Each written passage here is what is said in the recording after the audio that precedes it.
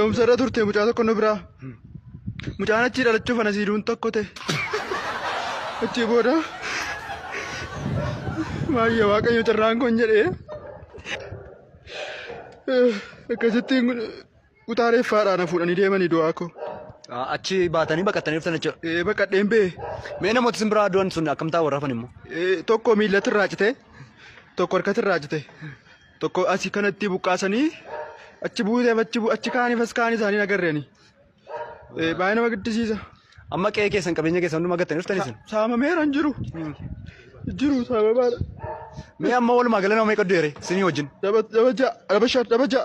Ja'an keessan ture jechuudha. Hin jirru. Baqadhee dhufee bari. Du'aamti keessan? Baqadhee dhufee. Baadhi hin cibe kaachi jireenya achi ulfaate. Cibe qamadii maali asiitti karaarra taa'ee nyaachuu kana wayya. Akkatti na ilaaltu kana biti ati.